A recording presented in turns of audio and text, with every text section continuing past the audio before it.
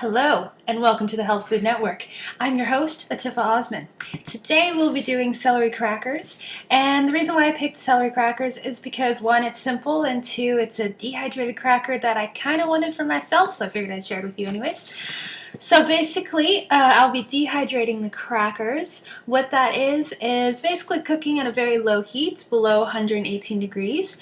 That's where you're maintaining the enzymes, maintaining as many of the vitamins and minerals as possible, so it's still considered raw.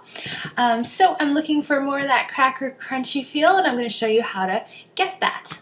So what I'm going to start off doing is showing you what I have behind me here, which is all of my ingredients and the Vitamix blender, which I absolutely love. So here we go. First of all, this is the Vitamix blender. It's a high-speed blender that instead of it being just a blender that kind of does a halfway job, instead you get something that's actually pureed completely or that has more of a thorough texture to it instead.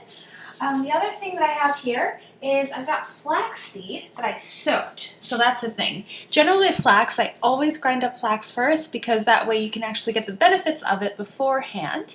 But in this case, I did not actually grind it up. The reason for that is because with a cracker with ground flax, you don't get a nice texture. You get more of a mushy, soft texture. When you have it like this, I don't know if you can see that, where I actually soaked it, now it's become more of a gelatinous feel to it. When that happens and you dehydrate it, you actually get a cracker crunch feel. So this would be the only time that I wouldn't grind up the flax, just for the texture sake of it.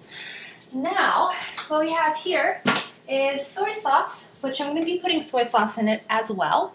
Now with the soy sauce, it's actually raw soy sauce, so there's no heat that was actually put to it. Bragg's is a raw version. There's also namashoyo. You can get it wheat-free as well with namashoyo.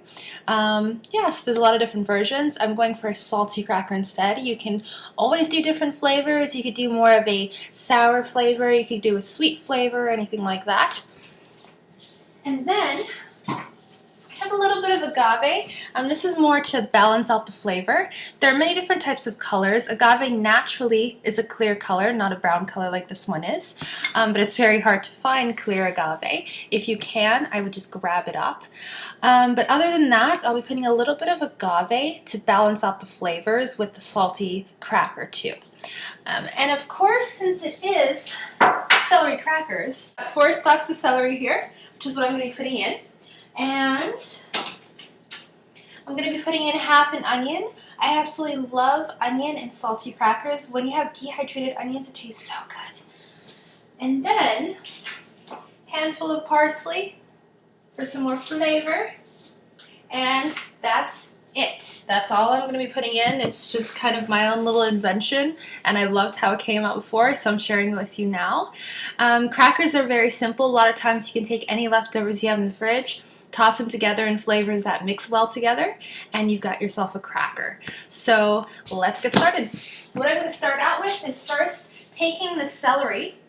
I'm also going to take the onion, the parsley, and then the agave and soy. So everything except for the soaked flax, put it in the blender and get it at least chunky and somewhat liquidy.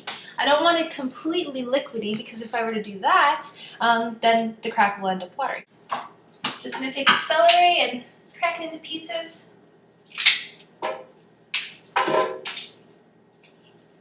Okay, now for the onion, I want to put in smaller pieces because the Vitamix can't handle this as well. Tossing in the parsley. Whatever vegetables I can rip, I generally do. And then, going to be adding in the agave. And then, for the soy sauce, like I said, this is a recipe where I basically invented it myself, so I generally don't measure things as I go along. So for the soy sauce, I usually just toss it in and kind of see how it goes. I'm good at this point to be able to tell how much is good or isn't good, or too much or too little. So I will guesstimate for you what I'm putting in.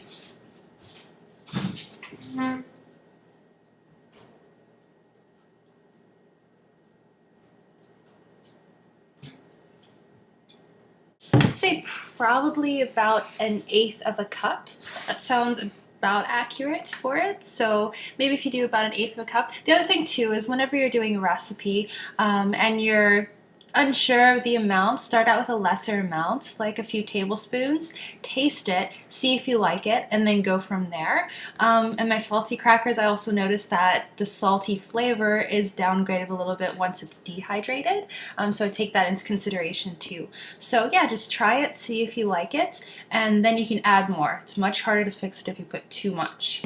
So now with the Vitamix, there are two tops to the Vitamix, the plunger version, or the plunger portion. That's going to be using for this because I'm going to be pushing it down because it's something that's thicker. And then there's also the type that's just the regular top for the blender, which is another version that I don't need right now. Okay.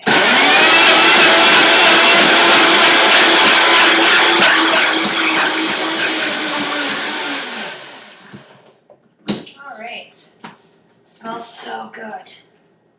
Oh gosh. Okay. If you can see that. There you go. Okay, so it smells really good, not like you can tell that from there. But what I usually do for tasting, I'll just take it and put it on the back of my hand and taste it. See if it's good. That's good to me.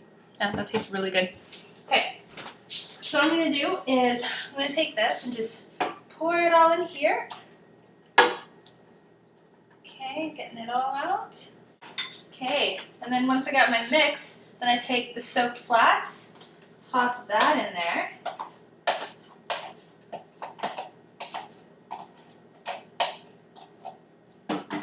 Okay, and then from there, I can just mix it all up. So what I'm left with at the end is I've got this sort of a texture. Okay, so it's kind of jelly, but it's not too liquidy, but it's not too thick either. If it's too thick, it's going to be too tough to spread on your dehydrator. Okay, so now for the dehydrator,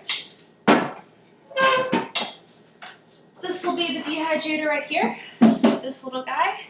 Can you see that? Okay, now the front, open up, and inside, okay, so these are the trays. I've got the small ones, so there are 4 trays over there. And basically what we have here is, here's the bottom, and from there, here's the Teflon sheet that goes over top of it. For the Teflon sheets, it's when you're using something that could possibly go through the holes of this. So I'm going to definitely be using that for the crackers. And basically, it's very simple. All you do is you take your batter, toss it on, a couple scoops, and then you spread it out on the dehydrated tray in a giant square. Okay, so what I end up with would be squares that look like this. So this is somewhat of what the square should look like. So you want it so that it's not too thin where you have holes that come up once it's dehydrated, but not too thick where it takes forever for it to actually dehydrate. So maybe a thickness of about that. And from there, once it's actually dehydrated, you can break it up into pieces. You could do it in any shape that you'd like. You can actually cut it as well. Another thing too is for the dehydration itself, it's going to take probably until maybe tomorrow this time. So anywhere between 16 to 24 hours. You just check it and see whether or not it's as crispy as you'd like it. So it's up to you on when you want to take that out. So basically, I'm going to end up posting on my blog the complete recipe, so you can take a look at that, including all the details of my guesstimates for the measurements, because not exactly sure on those, but I'm going to guesstimate it for you. Just always remember with the recipes, start less, and then later on, taste as you go, and then after that, wait until you reach a taste that you like. Okay, so I'm giving you somewhat of the measurement that I use, and from there you can go forward. Okay, sound good? If you have any questions, let me know. Post any comments if you'd like, and from there, have a great day.